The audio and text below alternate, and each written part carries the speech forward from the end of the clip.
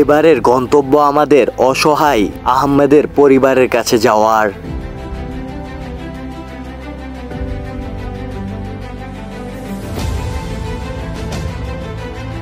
আমার তো ঘর ভাঙ্গা রয়েছে বহুদিন ধরে, টেহাও নাই পয়সাও নাই, ঠিক করতে নেই। বৃষ্টি হইলে পানি পরে, কামাই করতে পারি না, খুব কষ্টে চলি। তো হচ্ছে যে আপনার তিরপাল দিয়ে ঢাকার পরেও আপনার ঘরে পানি পড়ে, তাই না? সময় সময় পানি পড়ে, সময় সময় পানি পড়ে। তো এখানে হচ্ছে যে কোনো সংস্থা থেকে আপনাকে দেখতে আসে নাই? না, কেউ আসে নাই।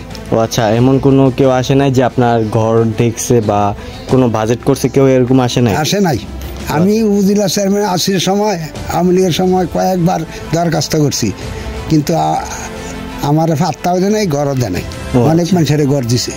তো আপনি এমনি কি করেন, আপনার কর্ম কি? এই টুকটাক কাম করি, বর্গা চাষ করি। ও, এগুলা দিয়ে কোনো রকম জীবন চলে আর কি।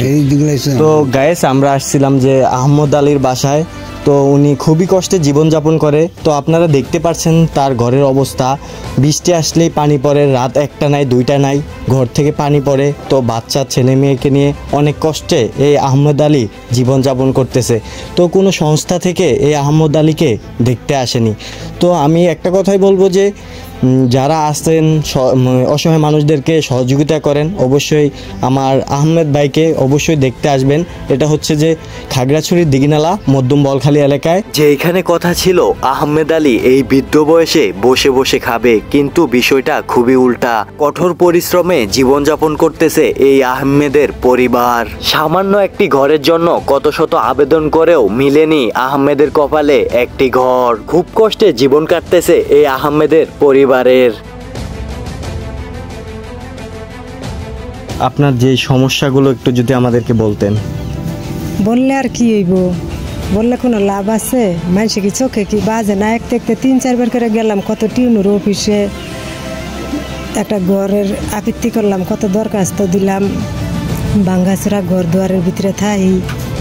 মানুষে কি দেহে না? দেখেও তো কেউ দেহে না।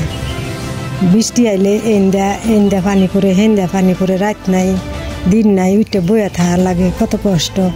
কারণ আমার স্বামী এজন কর্ম করতে পারে না, বয়স্ক হয়ে গেছে, গান কি করবো, আমার ভাগ্যে আছে। মানুষে তো দেখেও তো দেহে না। দেখলে আজকালকার উপকার কে ডাকারে করে। এই আন্টির বিষয়গুলো এমনই হলো।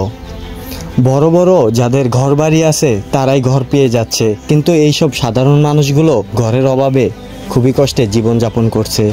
একদিক দিয়ে কর্ম, অন্য দিক দিয়ে ঘর, কিছুই নাই। কোনো রকম কৃষিকাজ করে জীবনযাপন করতেছে এই আহমদের পরিবার।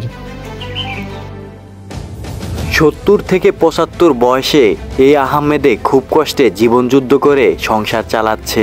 বসতঘরের টিন ফুটো হয়ে গেছে, তাই তিরপাল দিয়ে কোনো রকম টিন ঢেকে রেখেছে। বৃষ্টি আসলে ভিজে যায় পুরো ঘর। রাত 1টা কিংবা 2টা বাজে, গ্রামের সবাই ঘুমিয়ে যায়, কিন্তু তখন যদি বৃষ্টি আসে আহমেদের ফ্যামিলিকে জেগে থাকতে হয়। সামান্য কয়েক শতাংশ জমি চাষ করে এভাবেই আহমেদের পরিবার চলে। এখন কি যাদের ঘরবাড়ি আছে তারাই পাবে, আর যাদের ঘরবাড়ি নাই তারা কি ভিক্ষা করে খাবে? এত চেষ্টা করার পরেও কেন মিলল না আহমেদের পরিবারের সামান্য একটি ঘর? তাহলে কি এই আহমেদের পরিবারের এই ভাঙাচুরা ঘরেই সারাটি জীবন কাটাতে হবে? প্রশ্ন আমার, উত্তর দিবেন পুরো খাগড়াছড়ি বাসীরা।